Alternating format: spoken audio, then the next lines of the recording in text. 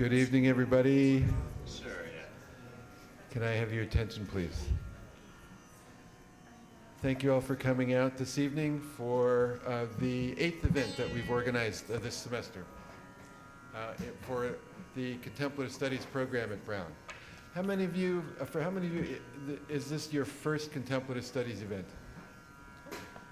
Whoa, wow.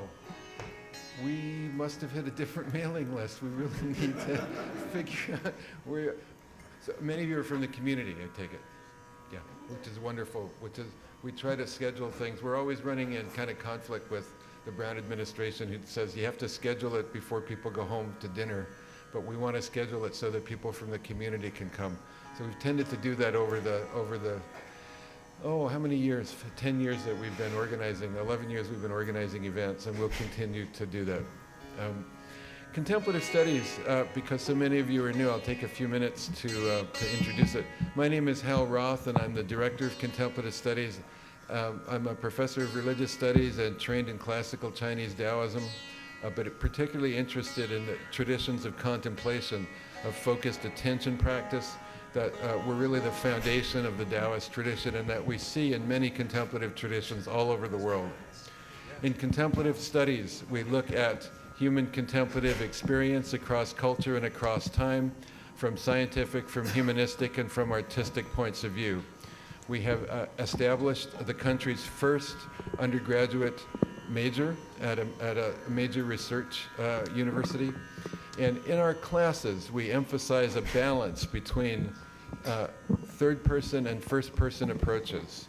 Third-person approaches are the kind that we're familiar with in colleges and universities, where we look at a topic from the distanced perspective of the so-called objective observer.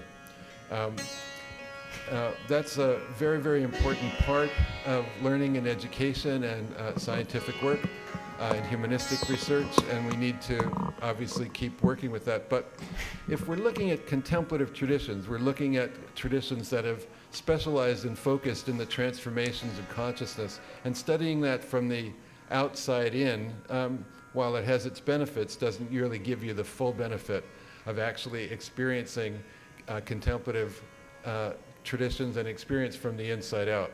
So we've developed what we call critical first-person methods. And in those critical first-person methods, students are actually not only encouraged to, but supported and taught contemplative practices in a classroom setting.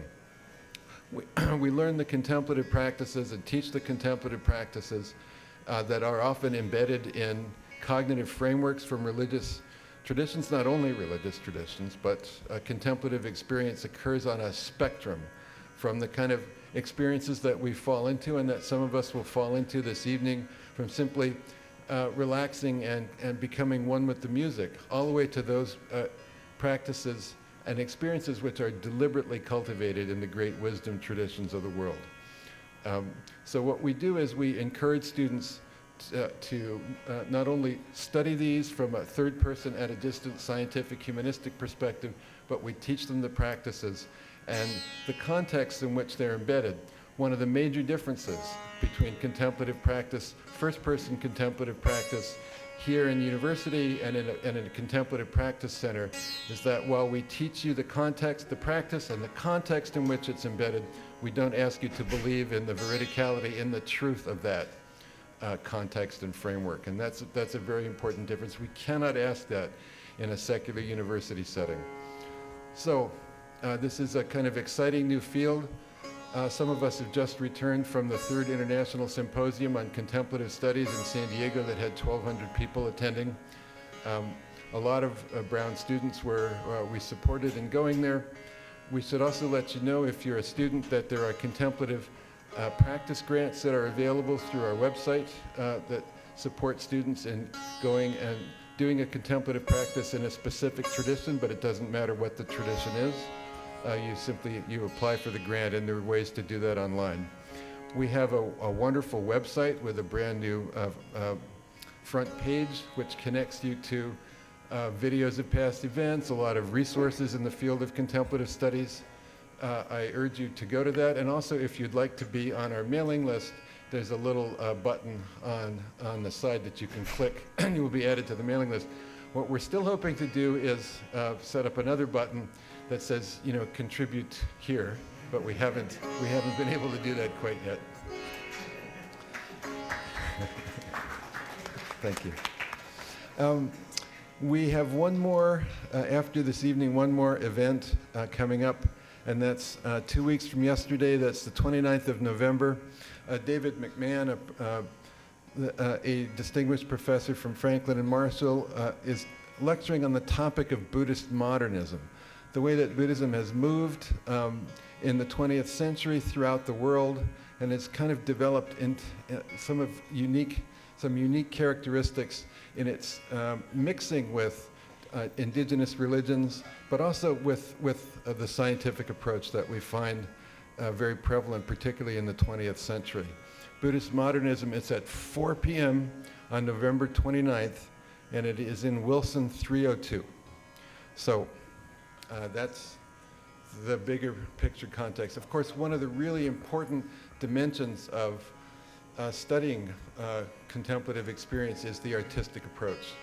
And every semester we try to include at least one artistic event, and we're very, very fortunate this evening to once again bring back to campus Dr. Srinivas Reddy.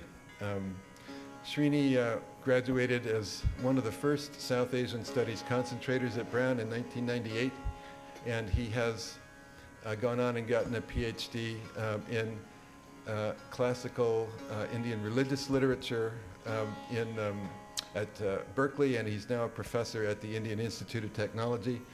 He has been practicing, learning sitar and becoming a sitar teacher himself for, the better part of 20 years, I think.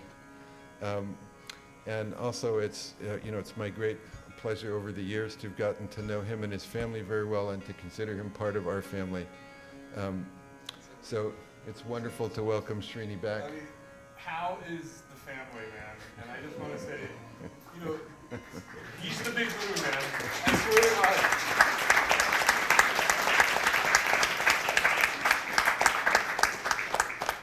I mean, Professor Roth made all this happen for me in my life.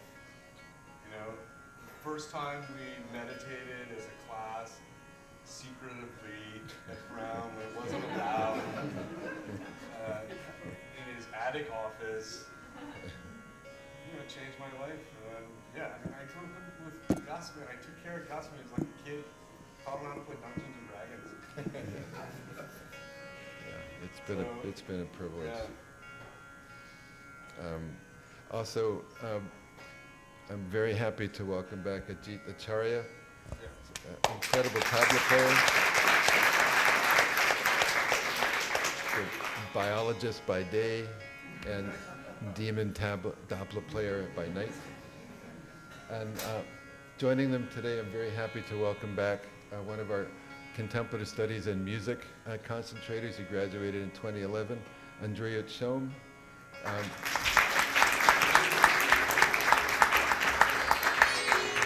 Indy is a musician and a filmmaker and lives locally. So without further ado, I'm going to step aside and turn the evening over to our wonderful performers for this evening.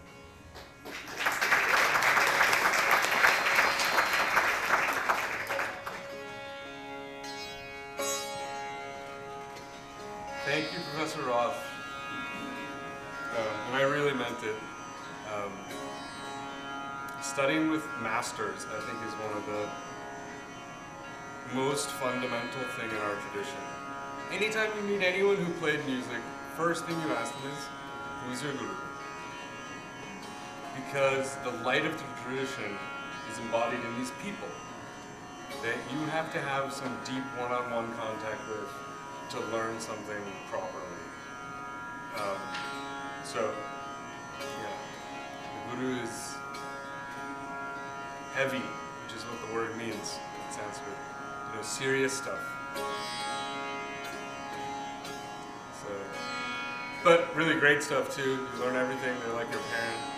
So Professor Roth really has been that person for me in my life in many ways. So thank you to him. I want to dedicate this performance, all of this, to the passing of a dear soul who was close to this whole community. I'm sure many of you knew Kathy Kerr and what she did for contemplative studies, for people, for the kind of human being that she was. So if we can just take 2 minutes of silence in honor together. Let us do that.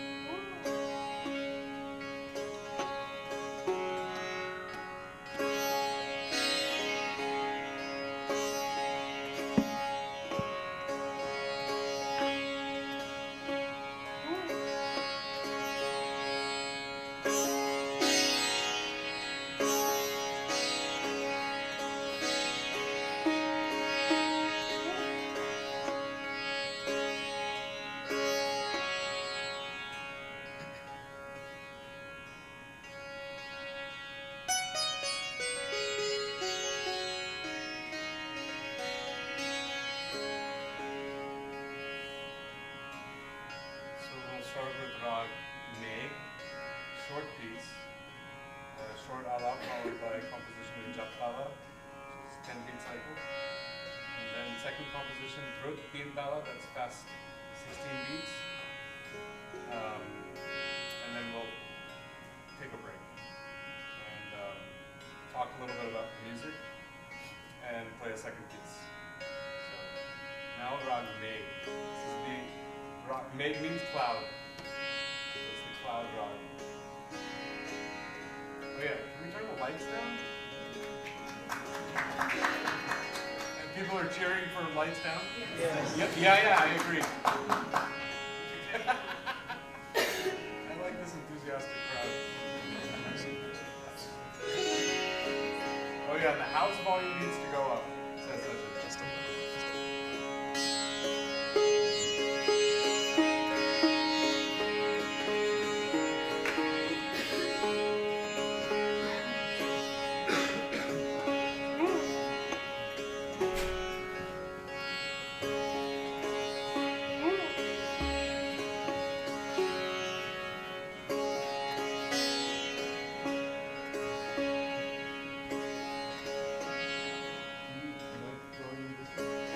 Everything's controlled here.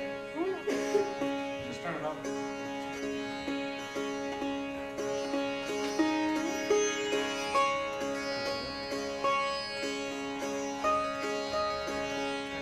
want the whole thing? Yeah,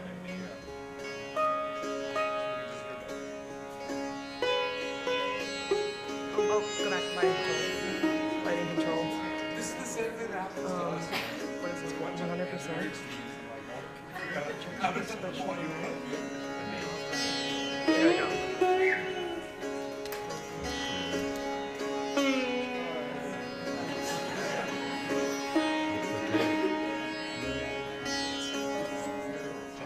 That's where we get away with it.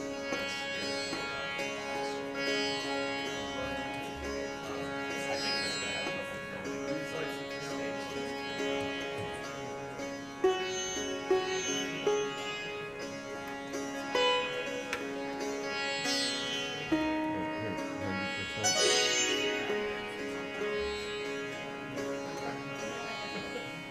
What happened? What? It's not the volume.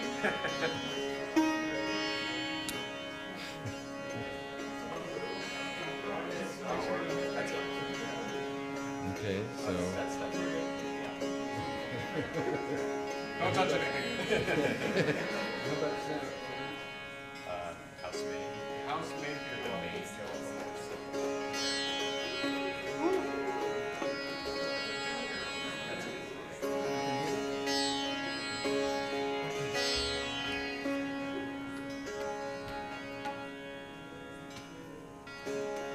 Lights ready? Lights or no?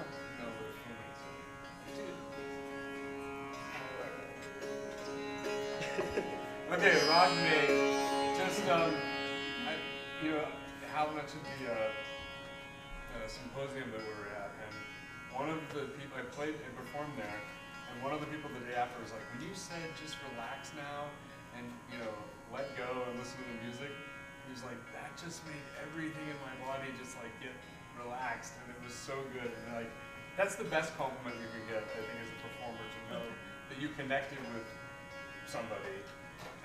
So thanks for coming and listening. I think Indian classical music fundamentally is a music that,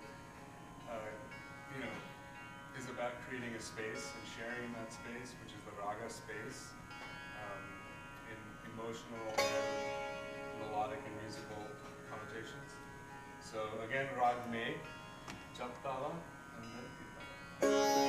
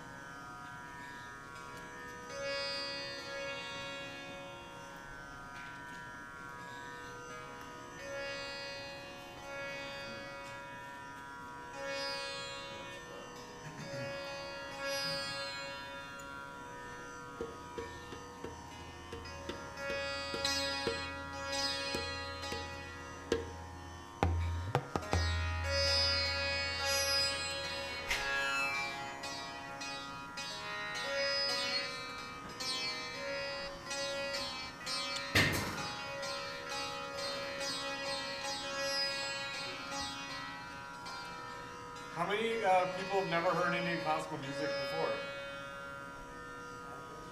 Never? Never listened to That's great. But that's amazing. Everyone else has heard it before. That's wonderful. Good.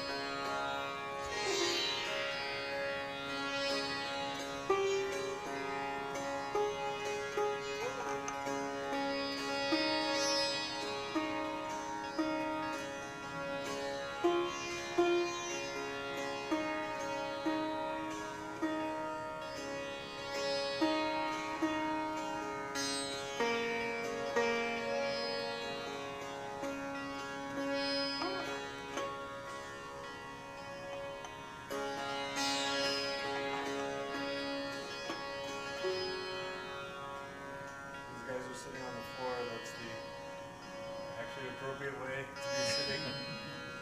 It's great. So thanks a lot again for coming and spending time and listening to music. I know it takes effort and energy, but I hope it's worth it. Yeah, you understand that's why you're here. Yeah, it's music can be a lifesaver. So this next rag is called Shuddh Kalyan. There's some stories about this particular rag in terms of what kind of compositions you're supposed to. They actually say you're always supposed to do that loud and Shuddh Kalyan. As in you don't play with the compositions with the tabla, but there are plenty of compositions and people still do it. So we're going to do it today.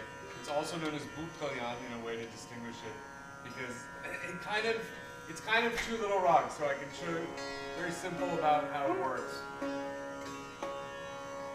If there was one very skeletal thing you could say about rag, is that there's a specific pattern where it moves up the scale in a certain way, and then there's another how it goes down. So those two ways, those two types of movements. Arohi and avarohi, going up and going down. So this particular rag is interesting because it goes up one way and it's down another way. So this is common of several rags. Goes up 5 notes and comes down 7 notes. So the 5 notes going up, they're quite nice. Are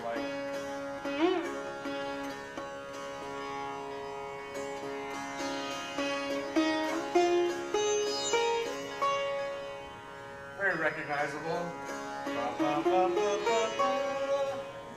It's a very, major. But on the way down, we're going to play all 7 notes using a particular scale, so it'll be like.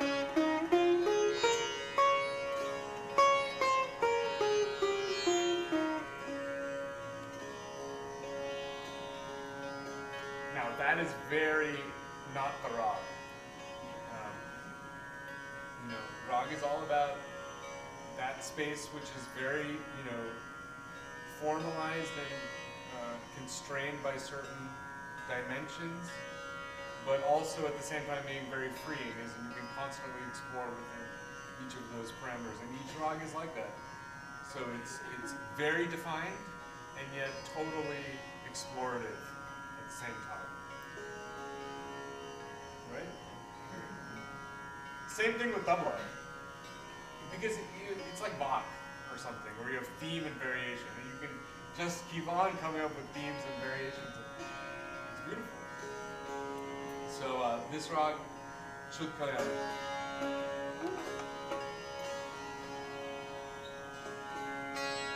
So a short alap, that's just with the sitar opening up the notes of the Rag, and then we play Vilambit, which is a slow tempo, which is quite a nice form that the modern L instrumentalists do. It's a slow tempo, 16 beats.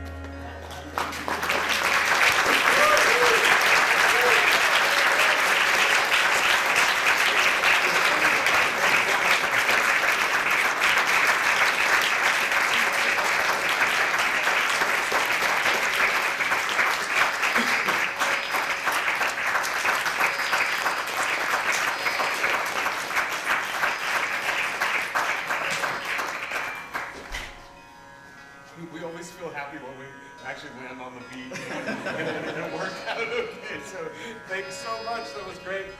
You're a wonderful audience, and we're happy to answer any questions you might have about the music or the instruments or anything else. So thank you. And if you have to go, please feel free. Thank you very much for coming.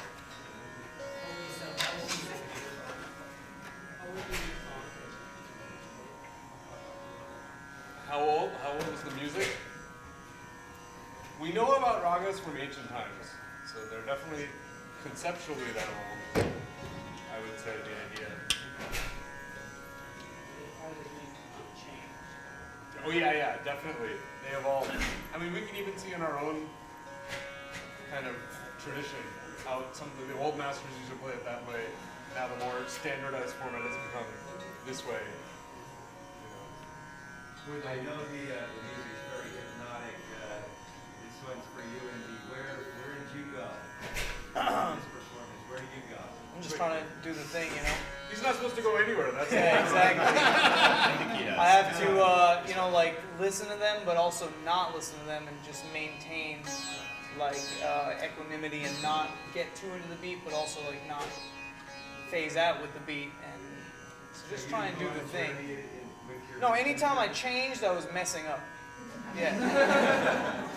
So yeah, that's enough of a challenge for me to just stay right here.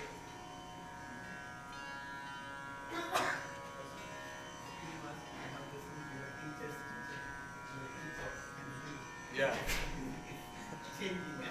Yeah. No.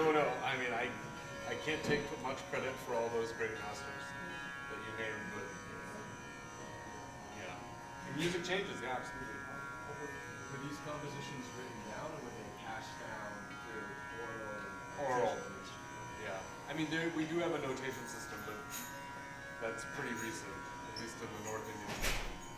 Not very. And you know, I mean, my teacher never wrote down anything for me, except maybe the first day, just to show me a few things, but that was it. Is each performance more an improvisation of what it was last time?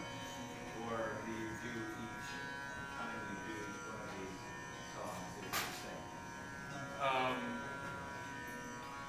Sorry, I didn't quite. Is it an improvisation of the last time we played it? Yes. Does it change time to time? Does it change time to time? I mean, see, like I was saying, the space.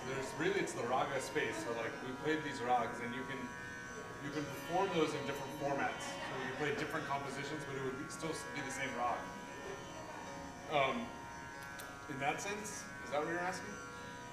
Compositions themselves, though, are kind of built for improvisation. Yeah, the compositions are definitely built. It's for not improv. like there's not verse, chorus, verse. They're just like these phrases and this feeling and this maybe background sometimes. Yeah. I mean, the composition is small that we play off of, but then I mean, if you had to give percentages to how much we're improvising, I would say, you know, a large amount.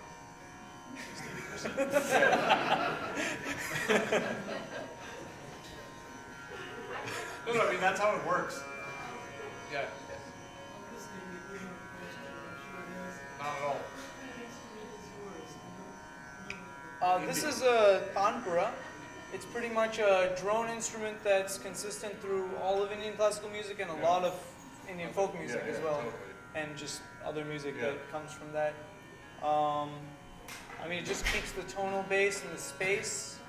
See, he basically plays and we tune. We tuned These him. instruments He's too. kind of he presents the canvas. Yeah, and then if I stop, and then like if you don't hear this,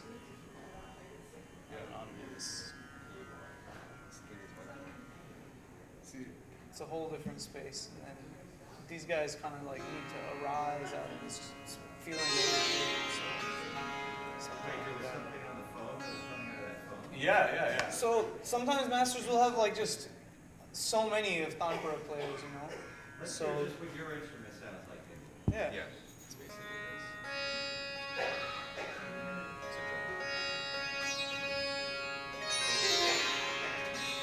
I've seen people play with 12, 13 tanpura players. So I mean, you I mean, big drones. big drones. So Big drones.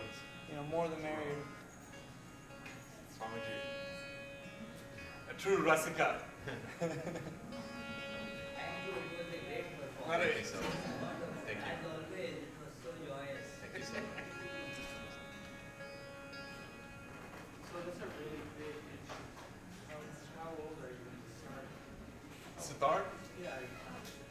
mean, they make children's size, yeah, simple ones. Like, I mean, for example, like it doesn't have to be as complex as this one. It can be, you know, basic string instrument you can get started on. 5, 6. This one has 20 strings. So it has 7 that are controlled by this larger bridge, and then 13 that are on this lower bridge, if you can see here. So they're controlled by these pegs, which actually go into the neck, which is hollow. But these are the strings that we tune to the raga and then don't actually explicitly play. So those just resonate on their own when that same note is played on the main string. So these are tuned but not played. I mean, not like I'm playing them now, which also sounds nice.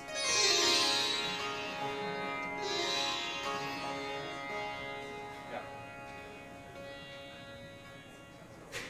What is the center, that black circle?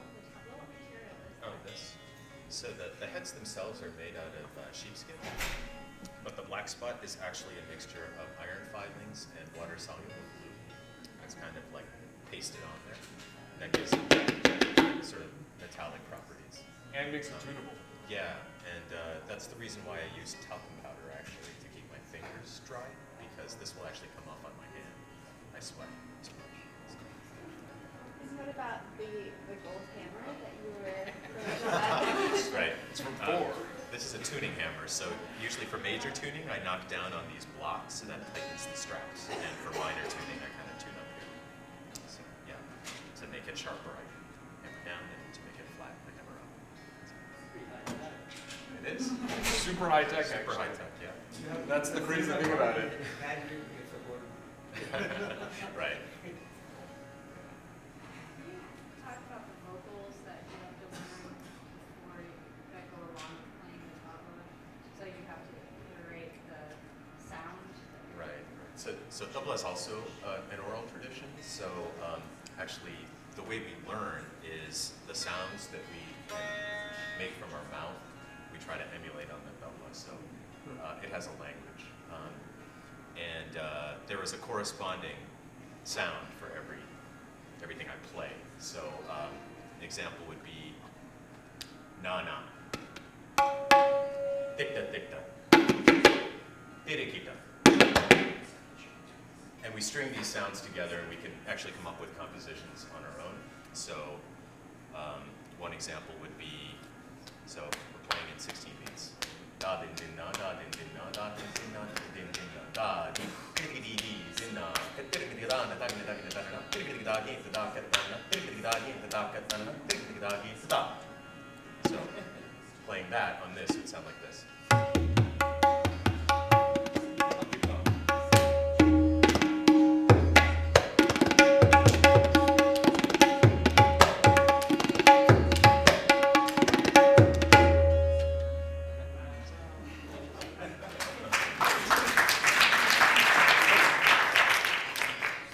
So that way Be a linguist and. a little bit, yeah, a little bit. But it's almost like scat in jazz. They kind of do kind of the same thing. So it's very similar.